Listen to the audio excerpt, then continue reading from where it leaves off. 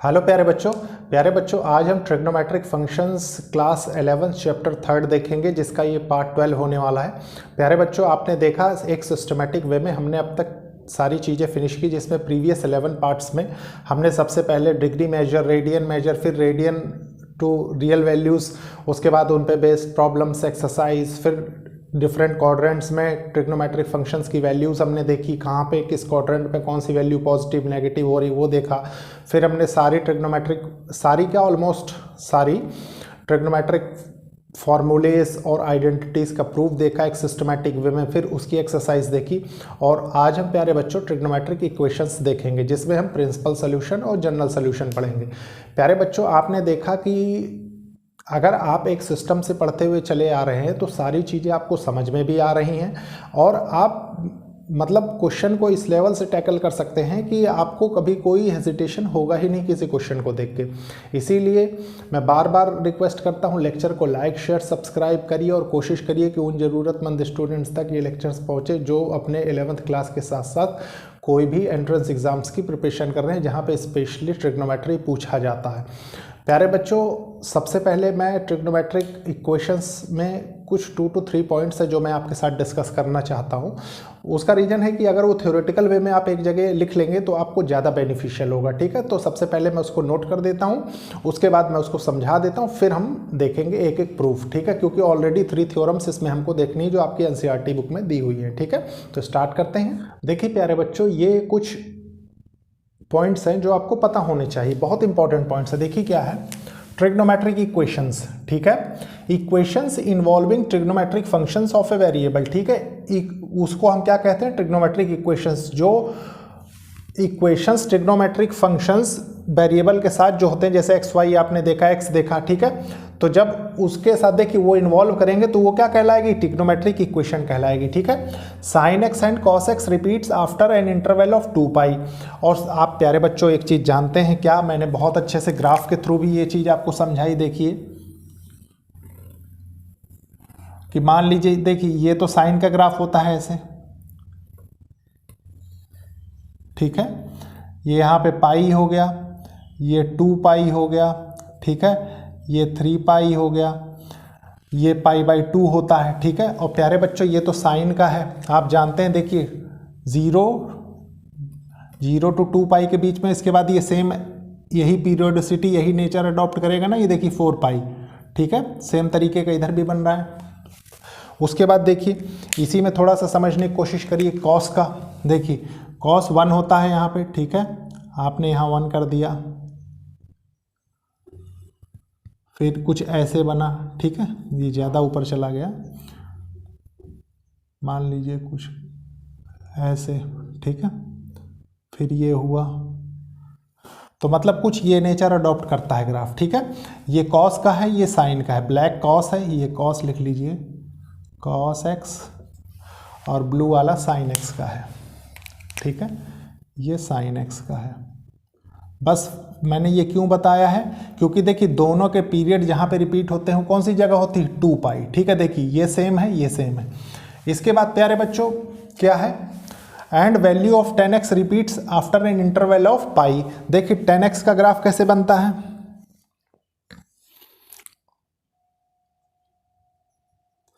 सारी चीजें मैं आपको ऑलरेडी बता चुका हूं, ठीक है। ये 0 है, ये पाई/2 है, ये -पाई/2 है। तो देखिए ये पाई/2 से 0, फिर यहाँ पे क्या है पाई/2, मतलब ये टोटल कितना हुआ पाई, मतलब ये पाई के बाद हर पाई डिस्टेंस के बाद ये रिपीट करता है, ठीक है, वही चीज़ है, मतलब एक इंटरवल जो है वो पाई का होता है 10 के लिए, ठीक है। साइन कॉस में 2 पाई का होता है। सोल्यूशन ऑफ ट्रिग्नोमेट्रिक इक्वेशंस में क्या है, देखिए इसको कैसे समझेंगे। A solution of trigonometric equations is the value of unknown angle that satisfy the equation, ठीक है, कोई भी unknown वैल्यू हो एंगल की, वो सेटिस्फाई करे इक्वेशंस को, किसको, ट्रिग्नोमेट्रिक इक्वेशंस को, उसी को क्या कहते हैं हम, सॉल्यूशन ऑफ ट्रिग्नोमेट्रिक इक्वेशंस, ठीक है। उसके बाद देखिए अ ट्रिग्नोमेट्रिक इक्वेशंस में have an infinite number of solutions, ये बिल्कुल पॉसिबल है। देखिए मान लीजिए ये ग्राफ आगे तक चला जाए अप टू इन्फिनिटी, तो infinite number of values possible है, सेम एज इट इज। मान लीजिए ग्राफ ऐसे बनता चला जाए तो infinite number of values possible है, ठीक है। उसके बाद क्या है प्यारे बच्चों, देखिए principal solution, the solution of a trigonometric equations for which 0x 2π। मतलब एक चीज़ ध्यान रखिए प्यारे बच्चों, प्रिंसिपल सोल्यूशन सिर्फ प्रिंसिपल सोल्यूशन ऑफ किसी भी ट्रिग्नोमेट्रिक इक्वेशंस का प्रिंसिपल सोल्यूशन वही होगा जो इस इंटरवल में लाई करे। ठीक है, ये चीज़ ध्यान रखनी है आपको, 0 से 2π के बीच में। ठीक है प्यारे बच्चों, बहुत से टीचर्स ऐसा भी बताते हैं, मैं आपको एक चीज़ समझाता हूँ। देखिए जैसे उन्होंने ये बता दिया 0x से लेके 2π, मतलब दोनों जगह उन्होंने क्लोज इंटरवल लगा दिया। ठीक है, प्रॉब्लम कुछ नहीं है। होता क्या है, उनका माइंडसेट जो होता है वो क्या होता है, बुक में आपके ये तरीका दिया, ये क्या सोच के दिया और ये क्या सोच के दिया, मैं दोनों बताता हूँ। देखिए ये तरीका बता रहा है कि आप जब प्रिंसिपल सॉल्यूशन की वैल्यू लेंगे तो सिर्फ 0 से 2π तक लेंगे। ठीक है, और प्यारे बच्चों ये क्या बता रहा है, ये बता रहा है 0 से 2π तक प्रिंसिपल सॉल्यूशन तो लेंगे, लेकिन उसके बाद की जो वैल्यू है वो भी ले सकते हैं। ठीक है, लेकिन वो प्रिंसिपल सॉल्यूशन नहीं होंगे, प्रिंसिपल सॉल्यूशन सिर्फ 0 से 2π है, क्योंकि ये ओपन इंटरवल होगा, ये क्लोज इंटरवल होगा। ठीक है, लेकिन फर्क कहाँ पड़ता है, देखिए जैसे आपने जनरल सॉल्यूशन लिखा, जनरल सॉल्यूशन की सबसे पहले डेफिनेशन सीखते हैं, फिर उसके आगे बताता हूँ मैं। देखिए क्या है, a solution of trigonometric equations generalized by means of periodicity is known as general solution. देखिए वही चीज़ है कि अगर मान लीजिए ओपन इंटरवल आप लगाते हैं, ठीक है, तो 2π से पहले वाली वैल्यूज़ आप ले रहे हैं। ठीक है, और यहाँ पे क्या है 2π तक सारी वैल्यूज़ कंसिडर हैं, तो वो चीज़ बताने की कोशिश की गई। और अगर इसके आगे आप बढ़ते हैं तो पता लगे वो जनरल सोल्यूशन में आ जाता है। जैसे मान लीजिए 3π, ये देखिए ना 3π 4π फिर आगे 5π, इनके बीच जितनी भी वैल्यूज़ लेते चले जाएंगे तो क्या होगा, वो जनरल सोल्यूशन होगा। और प्यारे बच्चों लास्ट पॉइंट क्या है, we shall denote z as a set of all integers. ये तो मैंने आपको नंबर सिस्टम में बता ही दिया था कि z जो है वो इंटीजर्स को डिनोट करता है। इंटीजर की ज़रूरत क्यों पड़ती है, उसका रीजन है प्यारे बच्चों, जैसे मैंने आपको बताया था बहुत अच्छे से कि देखिए nπ जब हम sin x कहाँ पे 0 होता है और cos x odd multiple of π/2। ठीक है, फिर हम सेट n क्या होता है, बिलोंग्स टू ऑल इंटीजर्स। तो मेरे कहने का मतलब ये है कि ये चीज़ आपको थोड़ा सा 3 to 4 पॉइंट्स याद रखने चाहिए कि प्रिंसिपल सोल्यूशन का क्या होता है, जनरल सोल्यूशन क्या होता है। प्रिंसिपल सोल्यूशन होता है जिसमें 0 से 2π तक की वैल्यूज़ ली जाती हैं, और जनरल सोल्यूशन में प्यारे बच्चों सारी वैल्यूज़ आप ले सकते हैं। ठीक है, मतलब कह सकते हैं। तो अब देखते हैं प्यारे बच्चों, इसके बाद कुछ क्वेश्चंस देखेंगे, फिर देखेंगे कि किस तरीके से नीड जनरेट हुई हमको मतलब जनरल सोल्यूशन सीखने की। सबसे पहले हम सीखेंगे प्रिंसिपल सोल्यूशन, फिर हम देखेंगे जनरल सोल्यूशन की ज़रूरत हमें क्यों पड़ी। देखिए प्यारे बच्चों, ये दो क्वेश्चंस है, इन दोनों क्वेश्चंस को बहुत अच्छे से रीड करेंगे, समझेंगे, सॉल्व करेंगे। ठीक है, देखिए क्या है, फाइंड द प्रिंसिपल सोल्यूशन, आपको प्रिंसिपल सोल्यूशन बताना है ऑफ इक्वेशन sin x और sin x इक्वल्स टू √3/2। आप जानते हैं प्यारे बच्चों कि प्रिंसिपल सोल्यूशन कहाँ से कहाँ तक वेरी करता है, 0 से 2π के बीच में। ठीक है, इतना वैल्यू आप ध्यान रखिए। देखिए उसके बाद क्या है, सॉल्यूशन देखते हैं। ठीक है, देखिए साइन √3/2 कहाँ पे होता है, साइन 60 डिग्री पे, तो आप इसको लिख सकते हैं ना, देखिए साइन π/3 पे। ठीक है, और प्यारे बच्चों आप ये भी जानते हैं कि ये बराबर किसके हैं, √3/2 के, कोई प्रॉब्लम नहीं है। ठीक है, और एक कंडीशन जानते हैं आप क्या, कि साइन x की वैल्यू जब हम लिखा करते थे तो किसके nπ, मतलब जहाँ जहाँ पे 0 वैल्यू कंटेन कर रहा है, where n belongs to integer होता है। ठीक है, तो अगर प्यारे बच्चों ये करेक्ट है तो आप एक चीज़ बताइए, ये भी तो करेक्ट होगा, साइन 2π/3 इक्वल्स टू √3/2। ठीक है, और इसी को अगर मैं ब्रेक करके और दूसरे तरीके से भी लिखूं, देखिए साइन π माइनस π/3।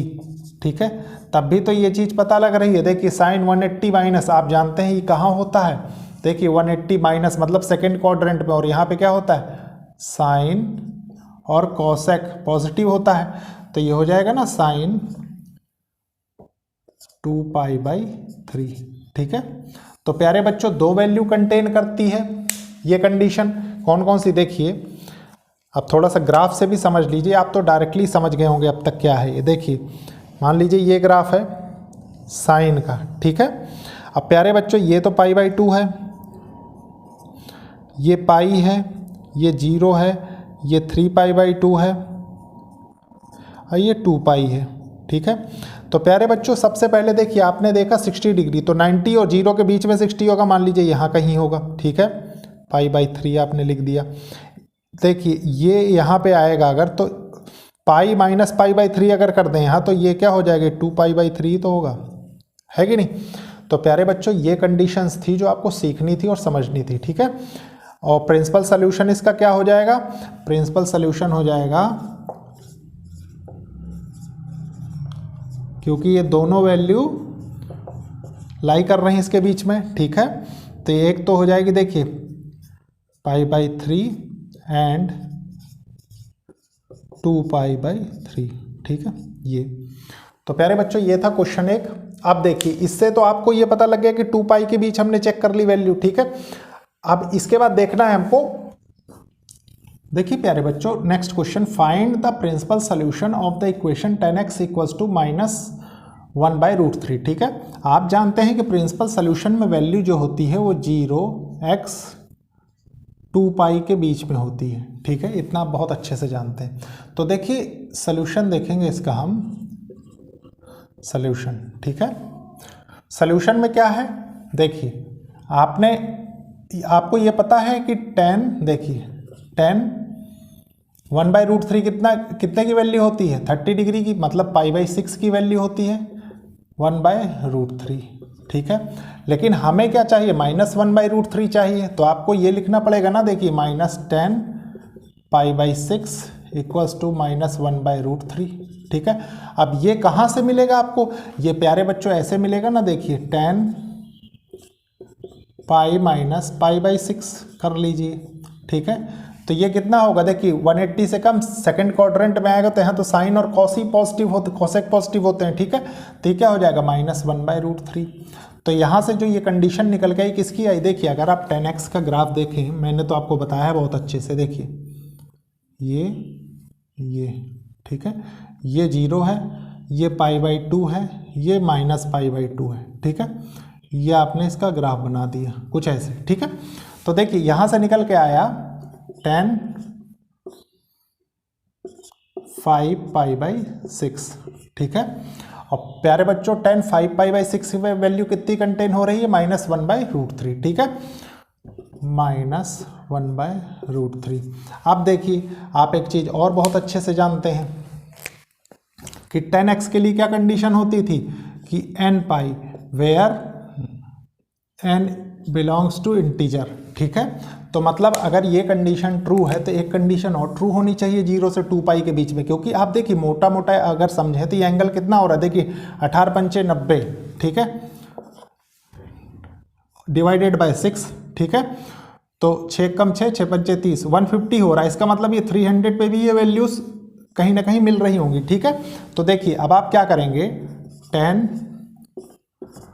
2π माइनस π/6 पे चेक कर लीजिए, ठीक है, इक्वल्स टू -1/√3। अब आपने देखा, देखिए कितना हो गया, 6 दूनी 12, मतलब ये हो गया 10 11 π/6, ठीक है। यहाँ पे भी वैल्यू 1/√3 हो रही है और आपने लिख दिया, इसीलिए सो प्रिंसिपल